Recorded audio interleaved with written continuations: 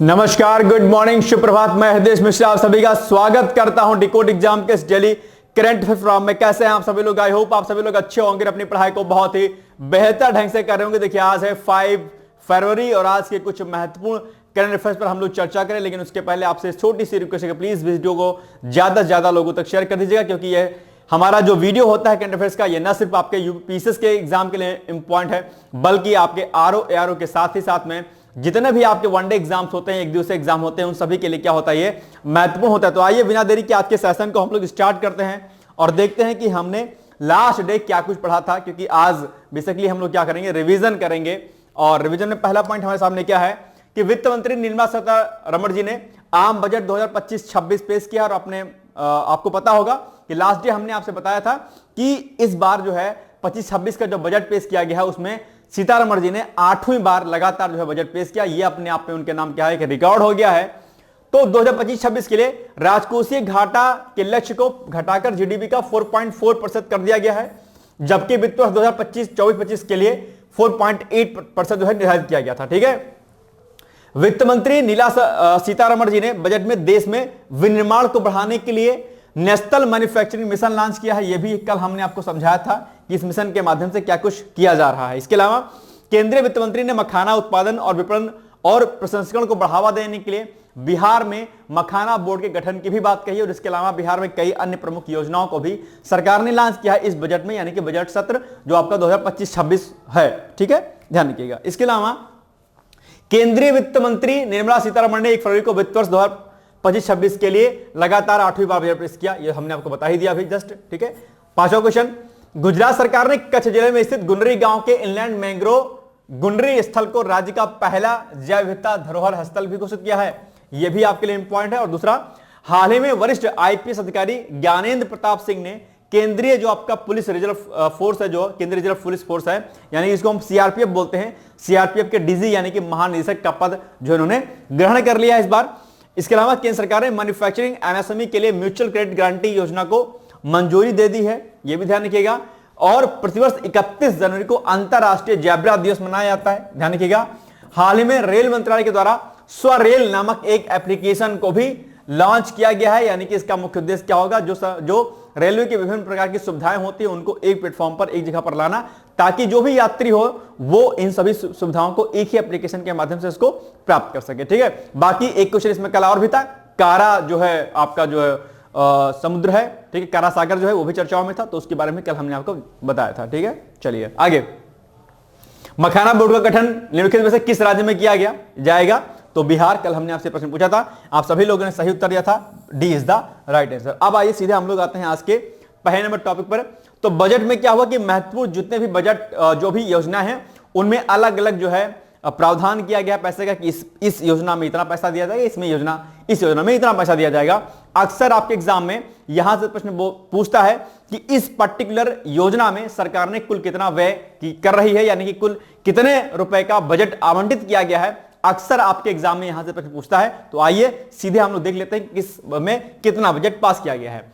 तो ग्रामीण विकास मंत्रालय के लिए सरकार ने क्या किया इस बार केंद्रीय बजट में 2025-26 में 1,88,754 करोड़ रुपए का प्रावधान किया है। यह ग्रामीण विकास मंत्रालय के लिए इतना रुपया। केंद्रीय बजट में महात्मा गांधी राष्ट्रीय रोजगार गारंटी कार्यक्रम के लिए, जो कि आपके लिए बहुत इंपॉर्टेंट है, उसके लिए 86,000 करोड़ रुपया।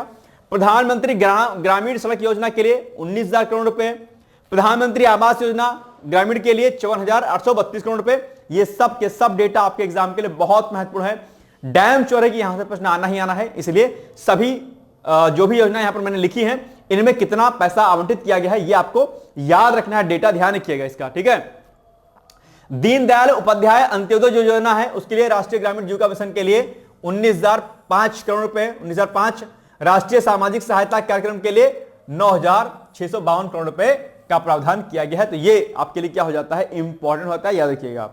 अब आपके सामने प्रश्न है कि बताओ केंद्रीय बजट 2025-26 में महात्मा गांधी राष्ट्रीय रोजगार गारंटी कार्यक्रम के लिए कुल कितने करोड़ रुपए का बजट आवंटित किया गया है? अभी तो हमने आपको बताया जस्ट, तो 75,000 करोड़, 86,000 करोड़, 88,000 करोड़ या फिर 90,000 करोड़।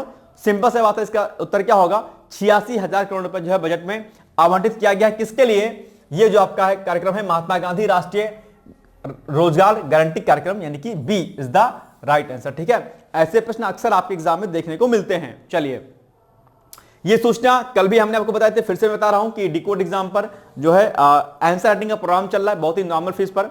डेली आपको 5 क्वेश्चन विथ मॉडल आंसर दिए जाएंगे सुबह सुबह, शाम को 5 क्वेश्चन उसी टॉपिक से दिए जाएंगे जो कि आपको प्रैक्टिस करने होंगे। शाम वाले क्वेश्चन को हम लोग चेक करेंगे, उसका फीडबैक देंगे, और जो शाम को 5 क्वेश्चन दिए जाएंगे उसको हम लोग यूट्यूब के माध्यम से भी अलग अलग विषयों के टीचरों के द्वारा उसको हम लोग समझा देंगे यूट्यूब पर, भाई ये ऐसे ऐसे होता है, तो ये भी आपको क्या करना है, ध्यान देना है। ठीक है, ये शेड्यूल है, इस तरह के कुछ रहेगा शेड्यूल के अकॉर्डिंग टॉपिक यहां पर लिखा रहेगा, सब्जेक्ट लिखा रहेगा, यूनिट लिखा रहेगा, और यहां पर टॉपिक का नेम लिखा रहेगा, और ये रहेगा मेरा नंबर। यहां पर आप जो है कांटेक्ट मुझसे कर सकते हैं डायरेक्टली, या फिर यूपी पीसीएस फाउंडेशन कोर्स 2025, ये भी आपके लिए क्या है, बहुत ही इंपॉर्टेंट है, और इस पर भी हम लोग चर्चा करेंगे एक दिन और अच्छे तरीके से। पीसीएस 2025 की स्ट्रैटेजी क्या होनी चाहिए हमारे लिए, ये इस पर भी हम लोग बहुत ही जल्द एक वीडियो जो है बनाने वाले हैं, जिस पर हम लोग चर्चा करने वाले हैं आपसे कि किस प्रकार से आपको 2025 प्रीलिम्स की तैयारी करनी है, जिसका प्री अक्टूबर माह में क्या है, प्रस्तावित है। चलिए आगे, इसके अलावा अगर फाउंडेशन कोर्स से आपको एडमिशन लेना होगा फाउंडेशन कोर्स 2025 में, तो उसके लिए भी आप इस नंबर पर कांटेक्ट मुझसे कर सकते हैं, डायरेक्टली मेरे से बात कर सकते हैं आप। ठीक है, कोई दिक्कत होगी तैयारी में तो ही आप बात कर सकते हैं। चलिए दूसरा टॉपिक, भारतीय तटरक्षक बल। आप कहेंगे सर ये क्यों अभी चर्चाओं में, क्योंकि अभी स्थापना वर्ष मना रहा है ये, और ये भारतीय तटरक्षक बल की स्थापना 1 फरवरी 1977 यानी 1977 को की गई थी। ठीक है, जो कि अभी 1 फरवरी आपका बीत गया है। मुख्य उद्देश्य क्या है इसका, भारत के समुद्री क्षेत्रों की रक्षा करना, जो भी आपके कोस्टल एरिया होते हैं उनकी सेफ्टी के लिए ये काम करता है, बड़े व्यापक स्तर पर जो है काम करता है। इसके कई सारे जो है मिशन चलते रहते हैं अलग अलग प्रकार से। ठीक है, इसके अलावा जो है तटीय क्षेत्रों में अपराध को रोकना और संकटग्रस्त जहाजों एवं नागरिकों की सहायता करना, जो भी आपके समुद्र में जो भी लोग खतरे में आते हैं उनकी जो है रक्षा करना, उनको सेव करना, यह भी भारतीय तटरक्षक बल का यानी कि जो कोस्टल सर्विस होती है उनका काम होता है। 2025 में जो ये आपका भारतीय तटरक्षक बल है, ये अपना 49वां 49वां स्थापना जो है दिवस या वर्ष भी मना रहा है, ये भी आपको ध्यान रखना है। चलिए आगे, 1977 में सिर्फ 7 सतही प्लेटफॉर्मों के साथ अपनी सामान्य शुरुआत से भारतीय तटरक्षक बल एक दुर्जेय बल के रूप में विकसित हुआ है, जिसमें अभी तक जो है 151 जहाज और 76 विमान शामिल हैं। मुख्यालय इसका तटरक्षक बल का कहां पर है, नई दिल्ली में, और 5 या 6 कार्यालय इसके अलग अलग स्थानों पर और भी हैं। आदर्श वाक्य वयम रक्षामा है कि यानी कि हम रक्षा करते हैं। आदर्श वाक्य कई बार कई महत्वपूर्ण जो रक्षा संगठन होते हैं उनके आदर्श वाक्य आपके एग्जाम में पूछ लेता है, अक्सर पूछ लेता है, खासकर वनडे एग्जाम में बहुत बार पूछता है, तो ये आपको ध्यान रखना है कि ये आप इसका भारतीय तटरक्षक बल का आदर्श वाक्य है। ठीक है, ध्यान रखिएगा। चलिए अब आपके सामने प्रश्न है कि निम्नलिखित कथनों में से कौन सा ऐसे कथन सही नहीं है, यानी कि रॉन्ग स्टेटमेंट पूछा है। फिर से मैं कह रहा हूं, यहां पर गलती आप लोग कई बार करते हैं, सही नहीं है पूछा है, सही है नहीं में पूछा है। सही नहीं मतलब रॉन्ग स्टेटमेंट पूछा है। नंबर 1, भारतीय तटरक्षक बल की स्थापना 10 फरवरी 1977 को होती है, नहीं, गलत बात है, यही स्टेटमेंट गलत है। और ऐसे प्रश्न अक्सर आप लोग गलती करते हैं, सिर्फ यहां पर नंबर चेंज कर दिया है, 1 फरवरी की इसकी स्थापना होती है, 10 फरवरी को नहीं होती है। ईयर सही लिखा लेकिन डेट चेंज कर दिया है, तो ये स्टेटमेंट क्या होता है, रॉन्ग। भारतीय तटरक्षक बल का आदर्श वाक्य वयम रक्षामा है, बिल्कुल सही बात है, तो इस हिसाब से 1 वाला स्टेटमेंट आपका रॉन्ग है, यानी। और पूछा क्या है, गलत कौन सा है, तो गलत केवल 1 है, यानी कि ए इज द राइट आंसर। ठीक, चलिए आगे बढ़ते हैं। जल जीवन मिशन अभी ये चर्चाओं में है, तो जल जीवन मिशन पर काफी पैसा इस बार खर्च किया गया है। आप जानते हो कि जल जीवन मिशन की शुरुआत 2019 में होती है, और जल जीवन मिशन का जो मुख्य उद्देश्य है, सभी लोगों तक स्वच्छ जल पहुंच जो है प्राप्त करवाना है, ताकि सभी लोगों तक जो है ड्रिंकिंग वाटर जो आपका हो वो क्या हो, प्योर हो, अच्छा हो, और इससे जो ड्रिंकिंग वाटर है उसका कंजर्वेशन, ग्राउंड वाटर का कंजर्वेशन भी किया सके। इसीलिए हर घर जल योजना आप जानते होंगे, इसको लॉन्च किया गया था 19 में, और इस पर व्यापक स्तर पर काम चल रहा है। सरकार ने इसके भी म्याद जो है उसको बढ़ा दी, यानी कि इसका जो अवधि काल है वो बढ़ा दिया, 2028 कर दिया है, और इसमें पैसा भी ठीक ठाक इस बार आवंटित किया गया है। तो केंद्रीय वित्त एवं कारपोरेट कार्य मंत्री कौन है, श्रीमती निर्मला सीतारमण ने 1 फरवरी 2025 को संसद में केंद्रीय बजट 2025-26 में पेश करते हुए जल जीवन मिशन का कुल बजटीय परिव्यय बढ़ाकर 67,000 करोड़ रुपए कर दिया है। यह डेटा आपको क्या करना है, याद रखना है, यही आपसे एग्जाम में पूछ सकता है। तो एक डेटा तो यह हो गया, और इस मिशन को, जल जीवन मिशन को 2028 तक के लिए बढ़ा दिया गया है, तो यह भी आपके लिए क्या हो जाता है, इंपॉर्टेंट होता है। 2 डेटा आपके लिए बहुत ही महत्वपूर्ण है। ठीक है, बाकी ग्रामीण जो भी आबादी होगी उसके 80% का प्रतिनिधित्व करने वाले 15 करोड़ लोगों को 2019 से जल जीवन मिशन से फायदा हुआ है। आप सभी लोग जानते हो कि आपके गांव में भी जो है जल जीवन मिशन के लिए काम चल रहा होगा या पूरा हो गया होगा, और इस मामले में उत्तर प्रदेश प्रथम स्थान भी रखता है जल जीवन मिशन के मामले में। अगले 3 वर्षों में मिशन का लक्ष्य 100% लोगों को नल का पेयजल क्या करना है, उपलब्ध कराना है। यानी कि 3 वर्षों में 25 चल रहा है, 28 से इसकी म्याद बढ़ा दी गई है, 28 तक सभी को शुद्ध जल नल के माध्यम से प्राप्त हो सके, यह सरकार का क्या है, ध्येय है। जल जीवन मिशन की घोषणा प्रधानमंत्री नरेंद्र मोदी ने 15 अगस्त 2019 को की थी। ठीक है, यह भी आपके लिए इंपॉर्टेंट होता है। मैंने कई बार कहा है कि जो पुरानी योजनाएं होती हैं उनसे संबंधित प्रश्न आपके एग्जाम में पूछ लेता है कि बताओ इस योजना की शुरुआत किस वर्ष की गई थी। ठीक है, चलिए आगे। जल जीवन मिशन के संदर्भ में लिखित में से कौन सा कथन सही नहीं है, यहां पर आपसे पूछा है रॉन्ग स्टेटमेंट। ठीक है, तो केंद्रीय बजट 2025-26 पेश करते हुए जल जीवन मिशन की कुल बजटीय परिव्यय 67,000 करोड़ रुपए कर दिया गया है। बिल्कुल सही बात है, सही है।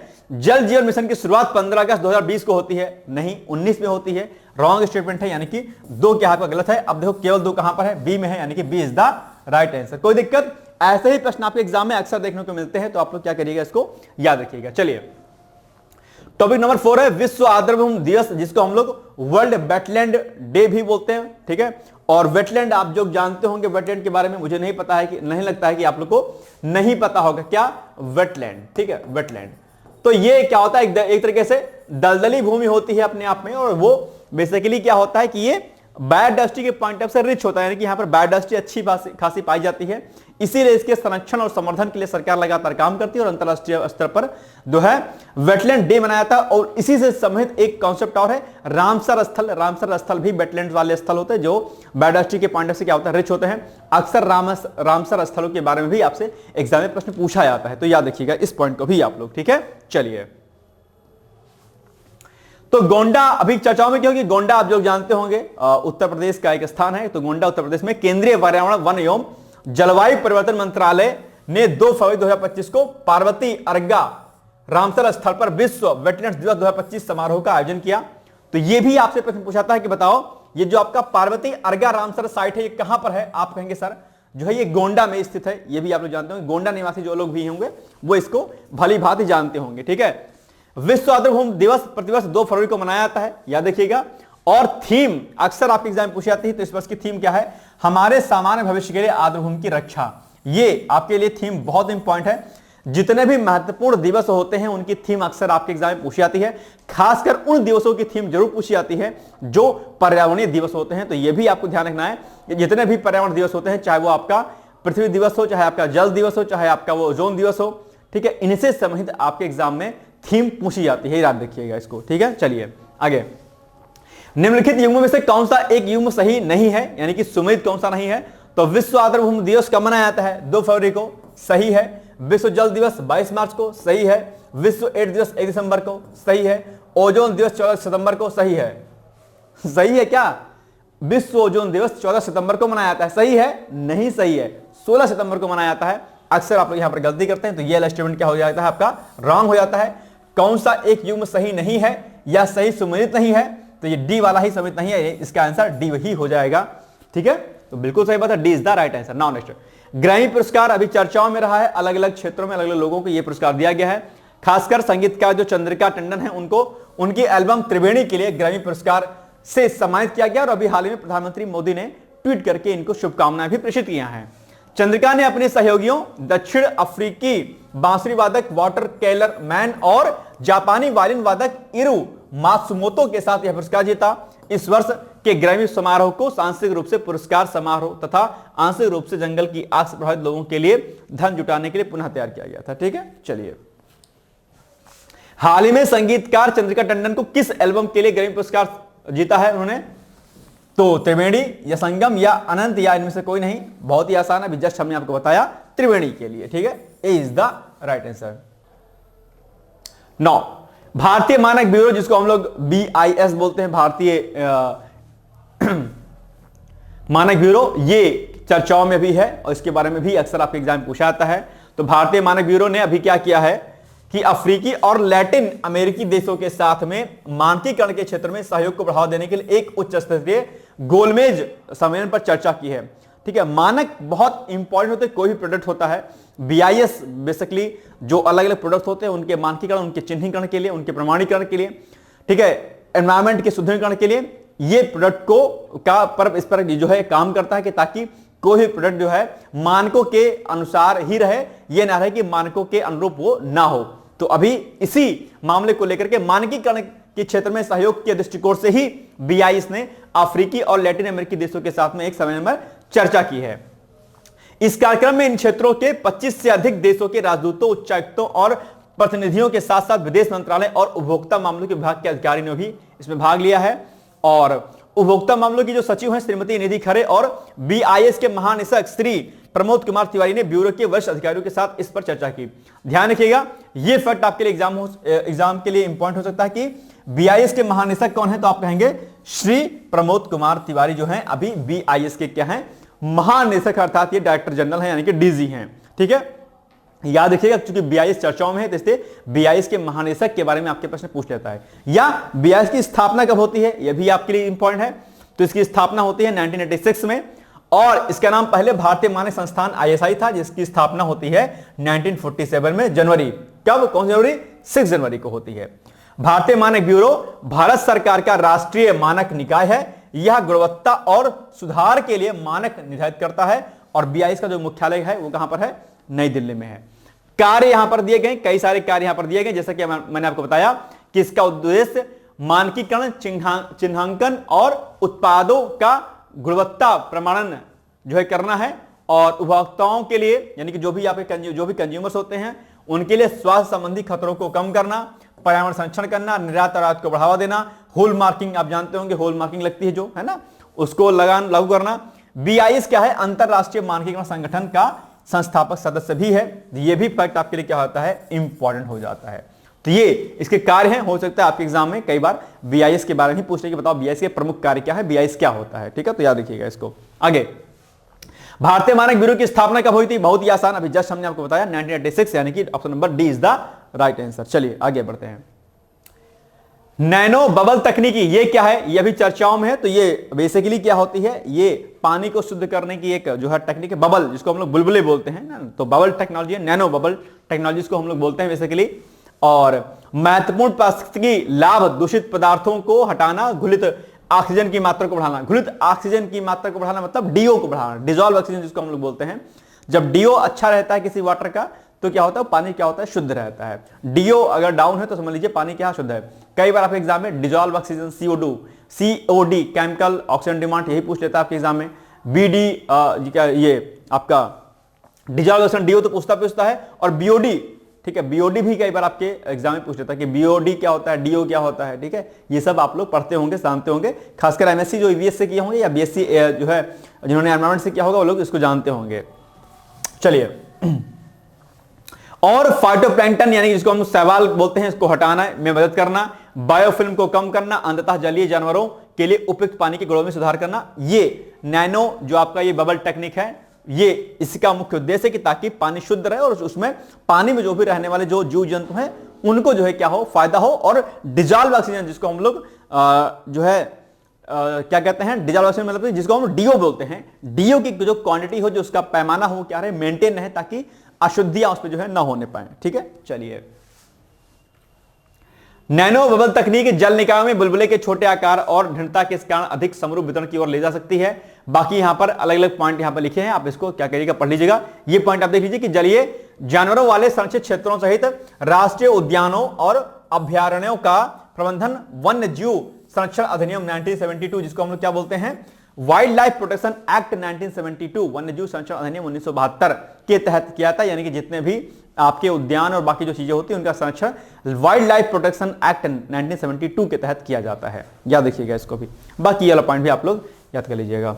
नैनो बबल प्रौद्योगिकी का उपयोग भारत में जल उपचार के लिए, किसके लिए? जल उपचार के लिए हाल ही में पायलट आधार पर किया गया है। सरकार ने नैनो जो बबल या टेक्नोलॉजी है इसका जो है जो लॉन्चिंग है इसको पायलट प्रोजेक्ट के रूप में किया है कि अगर इससे मामला शुद्ध होता है, मतलब पानी अगर अच्छे मात्रा में शुद्ध होता है तो हम इसको आगे क्या करेंगे? आगे हम लागू करेंगे। यानी ये पायलट प्रोजेक्ट का मतलब यह होगा कि कुछ टाइम के लिए इसको टेस्टिंग के लिए किया गया है कि क्या नैनो बबल टेक्नोलॉजी से पानी की शुद्धता होती है कि नहीं होती, इससे जीव जंतु को फायदा होता है कि नहीं होता है। अगर ये सक्सेस होता है तो उसको फिर आगे के लिए बढ़ा दिया जाएगा। आगे, नैनो बबल तकनीक का संबंध किससे है? यह बीज उपचार की एक तकनीक है, जल उपचार की एक विधि है, कैंसर उपचार की एक विधि है, इनमें से कोई नहीं। तो सही बात क्या है? बी वाला सही बात है, यानी कि जल उपचार की क्या है कि अपने अपने टेक्निक है जिसको सरकार ने अभी एक पायलट प्रोजेक्ट के रूप में लॉन्च किया है। आगे बढ़ते हैं। क्वेश्चन नंबर 8 है, व्याचस्लाव वोलोडिन भारत दौरे पर। ये कौन है भाई साहब? ये जो आपका रूस है, रूस का जो निचला सदन है, निचले सदन की ये अध्यक्ष हैं, ये अभी भारत के दौरे पर हैं और इसलिए यह प्रश्न आपके एग्जाम के लिए महत्वपूर्ण होता है। तो रूस के स्टेट ड्यूमा, जो स्टेट ड्यूमा क्या है? ये रूस की संसद का निचला सदन है, इसको हम लोग बोलते हैं स्टेट ड्यूमा। तो वहां के जो अध्यक्ष हैं कौन? ये व्याचेस्लाव वोलोडिन भारत दौरे पर हैं। अपने भारत यात्रा के दौरान उन्होंने उपराष्ट्रपति से मुलाकात की है, संसद का दौरा भी किया है और भारत और रूस के बढ़ते वर्चस्व और आपसी मित्रता के संबंधों पर भी चर्चा की है, व्यापार पर भी चर्चा की और अन्य प्रमुख जो अलग अलग मुद्दे होते हैं उन पर भी चर्चा की है। आप जानते होंगे कि रूस भारत का बहुत ही मित्र देश है, बहुत ही मित्रवत संबंध रूस का भारत के साथ है और आज से नहीं है, बहुत लंबे समय से दरअसल जो रूस भारत का सहयोगी रहा है और आगे भी रहने के चांस हैं और जो कई सारे मुद्दे इसके आपके लिए इंपॉर्टेंट आते हैं।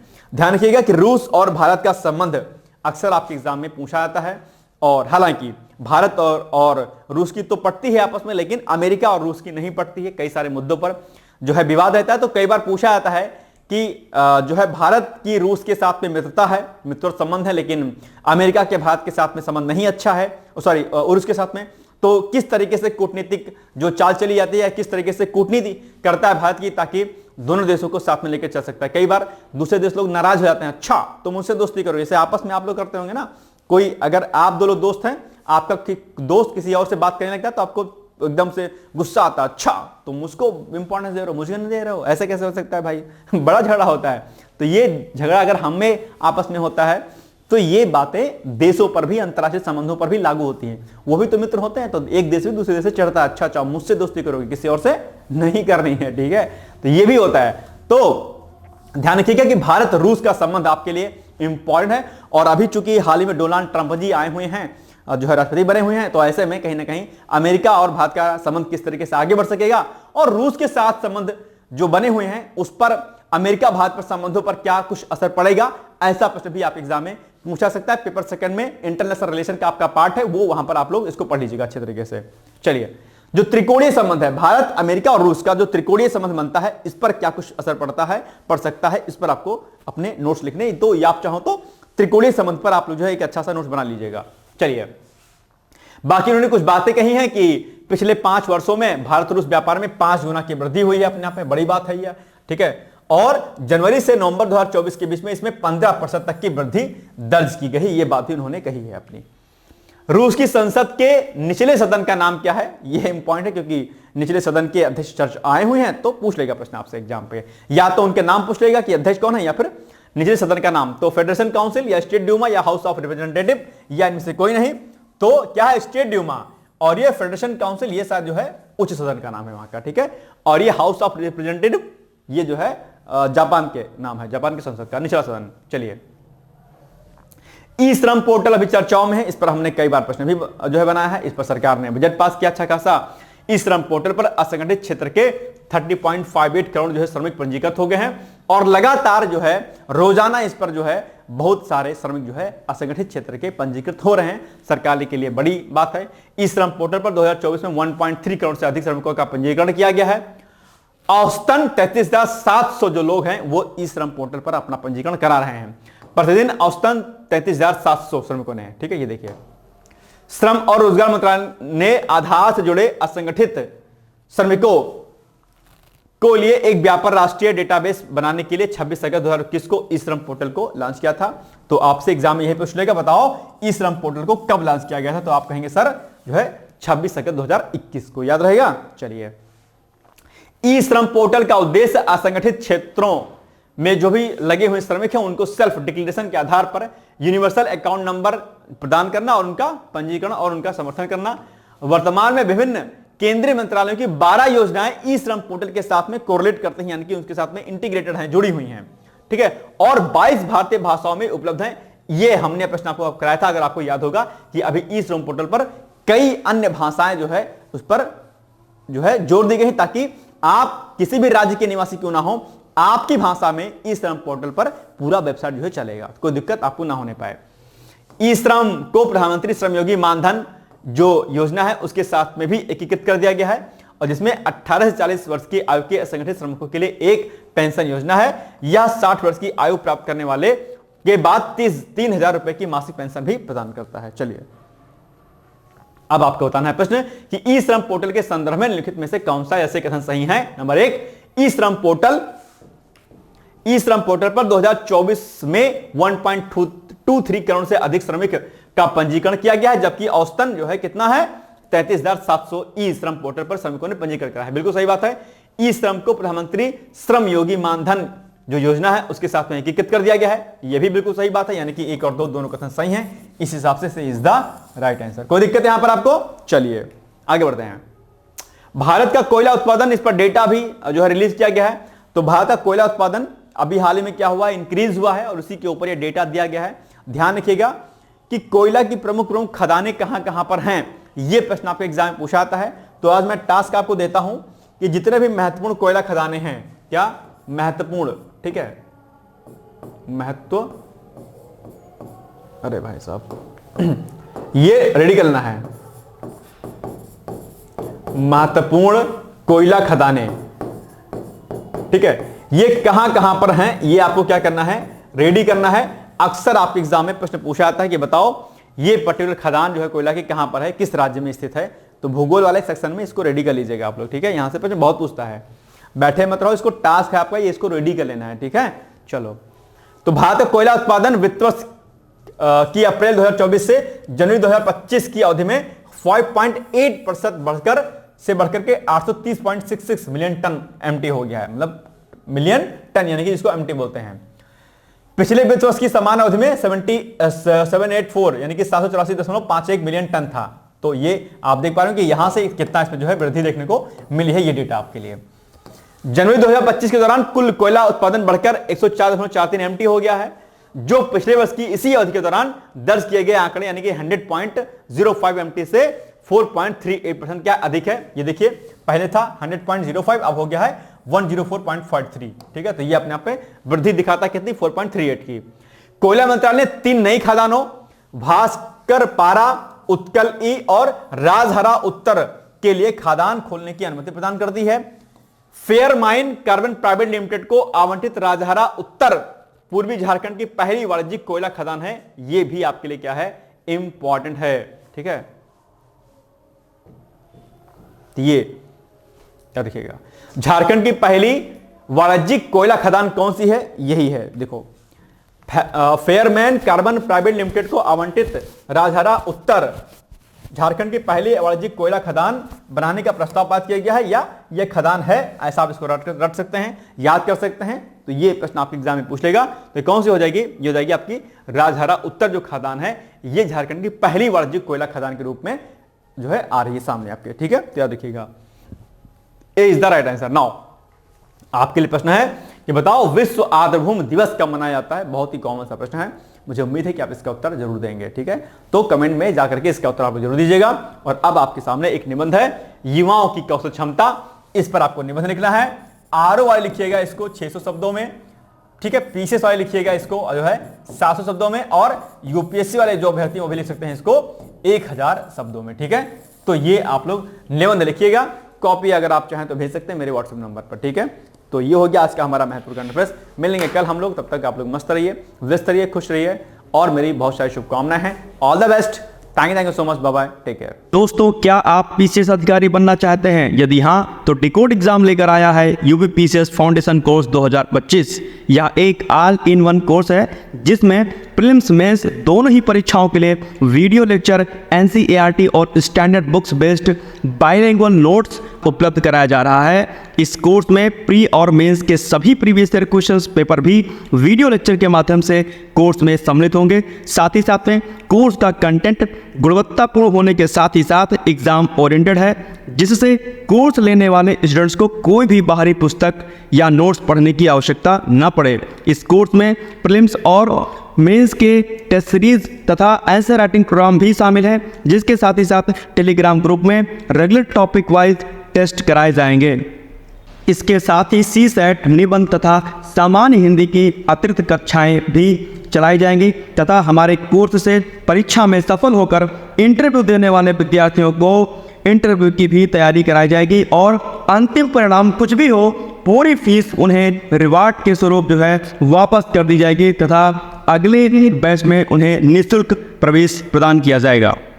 उल्लेखनीय है कि डिकोड एग्जाम एक संस्थान के रूप में 5 वर्ष के अपने सफल कार्यकाल में अब तक 55 से अधिक विद्यार्थियों को विभिन्न परीक्षाओं में अंतिम सफलता दिलाने में अपना सफल योगदान दे चुका है।